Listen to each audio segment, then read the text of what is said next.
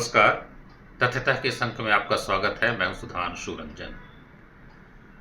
17वीं शताब्दी के प्रारंभ में ब्रिटेन के सम्राट थे जेम्स प्रथम।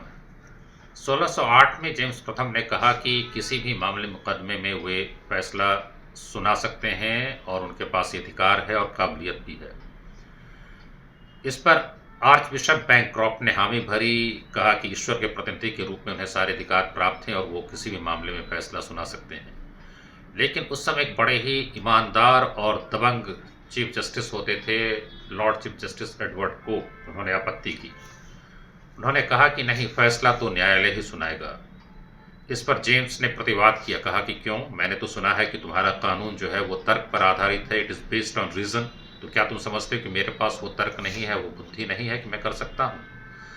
लॉर्ड कोक ने कहा कि महाराज, आपके पास तो बहुत दुर्लभ गुण हैं, ईश्वर ने आपको बहुत सारे ऐसे विशिष्ट गुण दिए हैं, लेकिन जहाँ तक मुकदमे की सुनवाई और मामले के निष्पादन का सवाल है तो आपके पास विधि की मर्मज्ञता नहीं है। इसके लिए विशद ज्ञान और बहुत लंबे अनुभव की ज़रूरत होती है। तो इस पर वो काफ़ी नाराज़ हो गए। उन्होंने फिर कहा, लॉर्ड कोक ने, कि law is the golden met wand and measure to try your majesty subject. और इसी कारण से जो है सो आपकी प्रजा भी सुरक्षित रहती है। ये एक ऐसी सोने की छड़ी है जिससे कि आप सब कुछ नाप सकते हैं और उसी के आधार पर आपके प्रजा पर अगर आरोप है तो उसका विचारण होता है। तो इस पर फिर वो गुस्से में आ गए कि इसका क्या मतलब है कि मैं कानून के अधीन हूँ, ये कहना देशद्रोह है। इस पर लॉर्ड कोक ने कहा कि महाराज, ऐसा नहीं है, आप किसी व्यक्ति के अधीन नहीं हैं, आप सिर्फ ईश्वर और कानून के अधीन हैं। अब ये कहानी या घटना मैंने क्यों सुनाई? मतलब ये कि हर व्यक्ति कानून के अधीन होता है। कानून सबके ऊपर है और अगर कानून सबके ऊपर है तो कानून समान रूप से सब पर लागू भी होना चाहिए। तो क्या ऐसा होता है कि कानून सबके ऊपर समान रूप से लागू हो? शायद व्यवहार में हम देखते हैं कि ऐसा नहीं होता है। अभी शुक्रवार को प्रोफेसर शोमा सेन को सुप्रीम कोर्ट ने एल्गार परिषद मामले में जमानत दी। वो 6 साल से बंद थी और उन पर अनलॉफुल एक्टिविटीज प्रिवेंशन एक्ट, अवैध गतिविधि निरोधक कानून के तहत मामले चलाए जा रहे थे। सुप्रीम कोर्ट ने कहा कि प्रथम दृष्टया कोई भी अपराध यूएपीए के तहत नहीं बनता है और काफ़ी दिनों से वो जेल में हैं और इस टिप्पणी के साथ उनको जमानत दी गई। वैसे अंतिम रूप से फैसला नहीं आया है, लेकिन जो टिप्पणी है वो बहुत महत्वपूर्ण है। खैर, वो तो 6 साल से है, लेकिन बहुत सारे ऐसे भी आपको हम उदाहरण देंगे जो न जाने कितने दशक जेल में रहे। लेकिन जब अरविंद केजरीवाल को जेल भेजा गया प्रवर्तन निदेशालय के द्वारा, आपको पता है कि जेल तो अदालत के आदेश के बाद ही भेजा जाता है, तो उसके बाद बहुत बड़ा प्रदर्शन और विरोध, धरना, जुलूस सब किया गया विपक्षी दलों के द्वारा। कहा गया कि ये बहुत ही ज़्यादा दुरुपयोग हो रहा है जांच एजेंसियों का, जिसमें ईडी है, सीबीआई है, इनकम टैक्स है। इस मुद्दे पर हम अभी आएंगे कि जो एजेंसियां हैं उनका कितना दुरुपयोग हो रहा है। लेकिन पहले हम विचार कर लें जो उनको जेल भेजा गया इस पर। उनको ठीक है, अगर ये मान भी लिया जाए कि आरोप सही है, तो भी वो पहले व्यक्ति नहीं है जिनको जेल भेजा गया है। वही मैं कुछ उदाहरण दूंगा जहां दशकों लोग जेल रहे हैं और बाद में पता चला कि या तो उनके ऊपर कोई अपराध बनता ही नहीं है, कोई आरोप सही था ही नहीं, और अगर आरोप था भी तो उनको सज़ा बहुत ज़्यादा मिल गई। 2-4 उदाहरण आप ले लीजिए। अब जैसे नसीरुद्दीन का एक मामला 2016 में सुप्रीम कोर्ट ने उसमें फैसला सुनाया। 23 साल के बाद उन्हें राहत मिली सर्वोच्च न्यायालय से। उन पर भी यूएपीए यानी अवैध गतिविधियां निरोधक कानून के तहत मामला चल रहा था और आरोप था कि बाबरी मस्जिद ध्वस्त किए जाने के अगले साल उसकी एनिवर्सरी पर जो है बम धमाके किए थे, आतंकवादी गतिविधियों में वो शामिल था। लेकिन 23 साल के बाद जो फैसला है उसमें पता चला कि ऐसा कोई भी उसने अपराध नहीं किया था। जेल से छूटने के बाद नसरुद्दीन ने कहा कि मैं तो जिंदा लाश बन गया हूँ, मेरा पूरा यौवन जो है वो जेल में ही समाप्त हो गया है।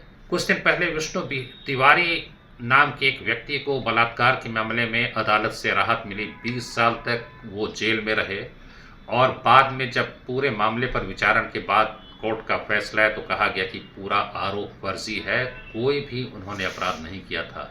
और इस 20 सालों में उनके परिवार के सभी लोग जो है वो काल के काल में समा गए, उनकी माँ, उनके पिताजी, उनके भाई और बहन।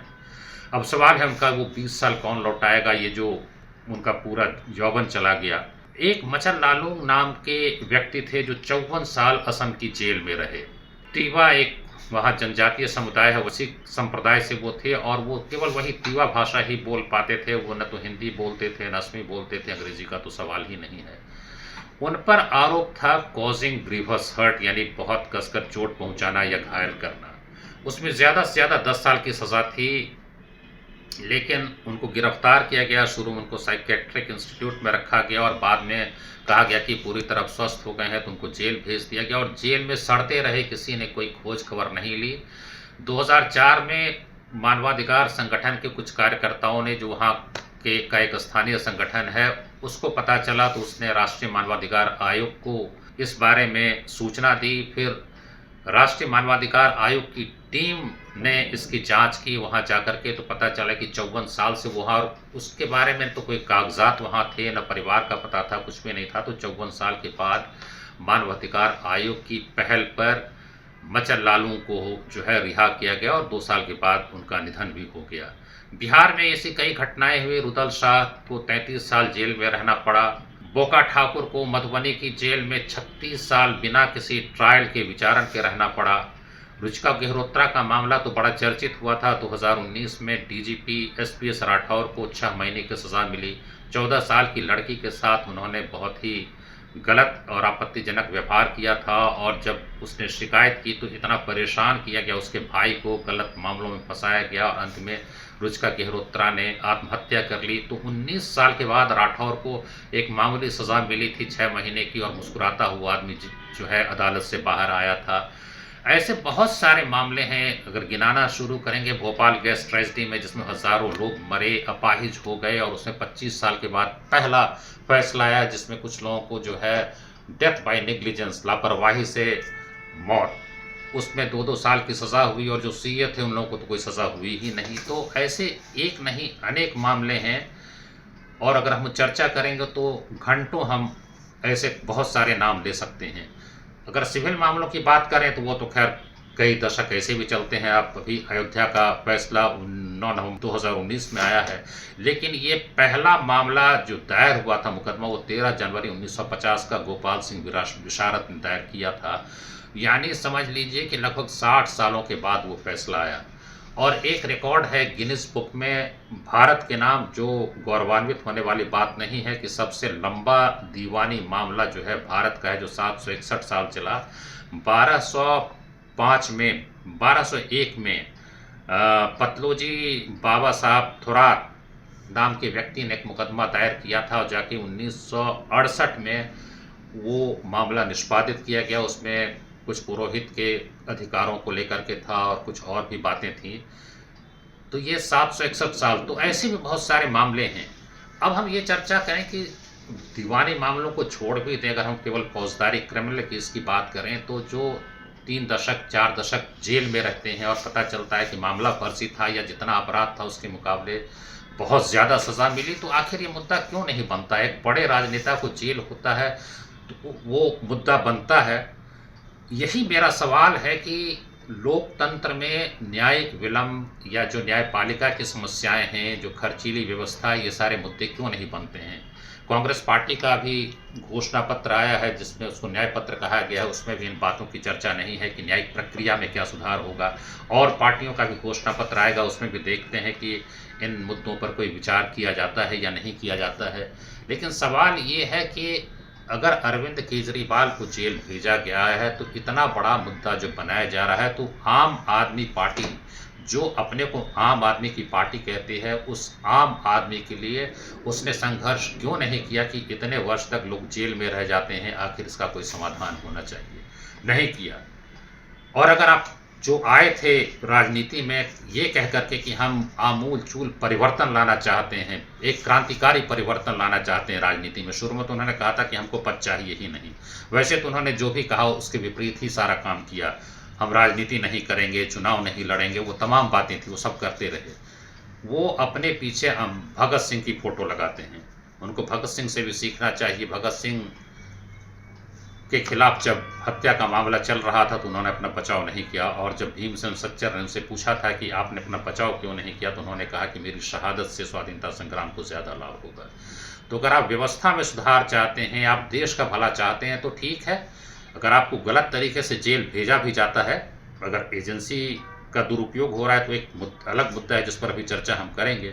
लेकिन ये आप कह सकते हैं कि हाँ ये गलत है, लेकिन फिर भी जो कानून है वो अपना रास्ता अख्तियार करे, काम करे। मैं महात्मा गांधी का भी उदाहरण देना चाहूँगा। वैसे अरविंद केजरीवाल ने महात्मा गांधी की फ़ोटो अपने चैम्बर में नहीं रखी अपने पीछे, क्योंकि महात्मा गांधी के नाम पर कोई वोट दुर्भाग्य से नहीं है, ये बड़ी विडंबना है। लेकिन ये मैं कहना चाहता हूँ कि महात्मा गांधी ने जब उनके ऊपर अभियोग लगा था तो उन्होंने क्या किया। चंपारण में आंदोलन का नेतृत्व कर रहे थे वो, तो वहाँ जो नीलों के खिलाफ आंदोलन था, नील की खेती करने के लिए किसानों को विवश किया गया था, उसकी जांच के लिए गए थे। अचानक एक दिन उनको आदेश मिला, जैसा कि महात्मा गांधी ने अपनी आत्मकथा में लिखा है, एसपी की तरफ से आदेश आया कि आपको तुरंत ज़िला छोड़ देना है। उन्होंने कहा मैं इस आदेश को नहीं मानूंगा, और फिर जब अदालत में गए तो उन्होंने साफ कहा कि ऐसा नहीं है कि कानून के प्रति मेरे मन में सम्मान नहीं है, कानून के प्रति काफ़ी सम्मान है, लेकिन मैंने इसलिए इसकी अवज्ञा की क्योंकि उससे ऊपर भी एक कानून है, और वो है मेरा विवेक। मैंने अपने विवेक की आवाज़ को सुना, और चूंकि मैंने आपके कानून को तोड़ा है, इसलिए आपको जो भी उचित लगता है वो सज़ा आप दे सकते हैं। मैं सज़ा पाने के लिए और उसे भुगतने के लिए तैयार हूँ। लेकिन अंत में उनको सज़ा नहीं दी गई। वहाँ लेफ्टिनेंट गवर्नर के आदेश पे जो है उनको उस मामले में बरी कर दिया गया। तो अगर आप क्रांति करते हैं तो आप जो है दंड पाने के लिए तैयार रहिए, शायद उससे एक बड़ा संदेश जाएगा। लेकिन दिक्कत ये है कि जो लोग परिवर्तन की बात करते हैं, शायद वो भी सत्ता में आने का रास्ता ही जो है बनाते हैं। अब जहाँ तक बात है एजेंसी के दुरुपयोग की, तो ये बात सही है, आरोप है और बड़े गंभीर आरोप हैं कि अब तक किसी शासकीय दल के नेता को जेल नहीं भेजा गया किसी भ्रष्टाचार के आरोप में। तो क्या वे सभी साधु हैं? और जो विपक्षी दल के नेताओं पे कार्रवाई चल रही थी, जब वे भारतीय जनता पार्टी या एनडीए में आ गए तो उन पर कार्रवाई बंद हो गई। अभी हाल में प्रफुल्ल पटेल के खिलाफ सीबीआई ने क्लोजर रिपोर्ट दी है, इन्हें बंद करने के लिए रिपोर्ट दी है। जगन मोहन रेड्डी के खिलाफ जांच धीमी गति से चल रही है, जिसके बारे में उच्चतम न्यायालय ने आपत्ति की है। ऐसे बहुत सारे और भी लोग हैं, अशोक चौहान हैं जो आए और उनको राज्यसभा में भेज दिया गया। तो बहुत सारे ऐसे उदाहरण हैं जहां पर के ये संदेश जाता है कि इन एजेंसियों का दुरुपयोग हो रहा है। लेकिन अगर सरकार कर रही है, मंत्री, प्रधानमंत्री या और लोग कर रहे हैं, तो ये जनतंत्र है, चुनाव हो रहा है, जनता जवाब दे सकती है। अगर जनता मानती है कि दुरुपयोग हो रहा है तो सरकार बदली जा सकती है। लेकिन एक दूसरा महत्वपूर्ण मसला यहाँ पे आता है कि जो अधिकारी हैं वो तो नहीं बदले जाते हैं, और अधिकारी जो हैं वही जिम्मेदार होते हैं इन सभी कार्रवाइयों के लिए। अगर उनको गलत आदेश दिया जाता है तो सवाल ये उठता है कि वो मानते क्यों हैं। मैं तो बिल्कुल ये साफ मानता हूँ, और बहुत वरिष्ठ अधिकारियों से जब मेरी बात होती तो वो इस बात से सहमति प्रकट करते हैं कि अगर जो वरिष्ठ अधिकारी हैं, चाहे भारतीय प्रशासनिक सेवा के हों, पुलिस सेवा के हों, राजस्व सेवा के हों, अगर वो एक दृढ़ संकल्प कर लें कि वो गलत आदेश नहीं मानेंगे, तो ये सारी जो बदतमीजी है ये सब कुछ बंद हो सकता है। लेकिन उनको प्राइम पोस्टिंग चाहिए, इसीलिए वो गलत करने के लिए तैयार रहते हैं। उत्तर प्रदेश के एक डीजीपी के बारे में तो याम चर्चा थी कि उन्होंने मुख्यमंत्री से कहा था कि सर मुझे डीजीपी बना दीजिए, मैं फिर पार्टी वर्कर के रूप में काम करूंगा। तो इस तरह से तो बड़े अधिकारी बात करते हैं। इसलिए महात्मा गांधी ने भी कहा था 1942 में, 27 अक्टूबर 1942 में उन्होंने कहा कि सेना के जवान मुझसे मिलने आए थे, जवाहरलाल और मौलाना से भी मिलने आए थे, और उन्होंने कहा कि हम तो आपके साथ हैं, बताइए हम क्या करें। तो मैंने यही कहा कि नहीं, आप सरकार से तनख्वाह ले रहे हैं, आप सरकार के आदेश को माने, लेकिन एक बात आप उनको स्पष्ट कर दीजिए कि हम इन निहत्थे लोगों पर गोलियां नहीं चलाएंगे। यानी उन्होंने भी कहा था कि ये अवैध आदेश, उन्होंने यही कहा कि वो अवैध होगा, अवैध आदेश नहीं मानना है। और एक बहुत बड़ा कारण जो है आज़ादी मिलने का अहिंसक आंदोलन के अलावा ये भी था कि 1946 फरवरी में जो नौसैनिकों द्वारा नेवी का जो विद्रोह हुआ, उससे अंग्रेज़ी हुकूमत के दिमाग में ये बात बैठ गई कि अब भारतीय सैनिकों का इस्तेमाल भारतीय स्वाधीनता सेनानियों के खिलाफ करना संभव नहीं रह गया है। उनका विद्रोह था, हालाँकि बाद में उन लोगों ने आत्मसमर्पण किया, क्योंकि कांग्रेस ने भी उन्हें कहा कि आप आत्मसमर्पण करिए।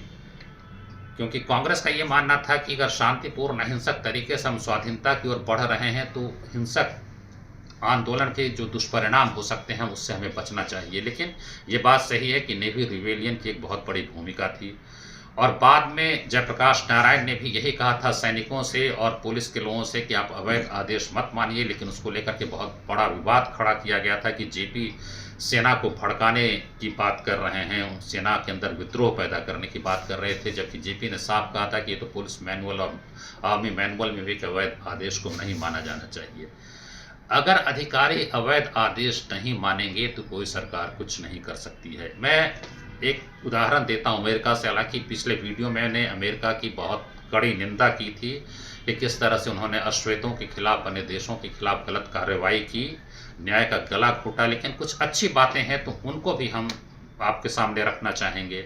जब वाटरगेट स्कैंडल में जांच शुरू हुई तो निक्सन ने वहाँ के अटॉर्नी जनरल एलियट रिचर्डसन को कहा कि जो प्रोसिक्यूटर था, जिसकी नियुक्ति अटॉर्नी जनरल ने ही की थी, आर्चिबाल्ड कॉक्स, चूंकि कॉक्स निष्पक्ष तरीके से जांच कर रहे थे, इसलिए निक्सन ने कहा रिचर्डसन को कि आप उसे हटा दीजिए।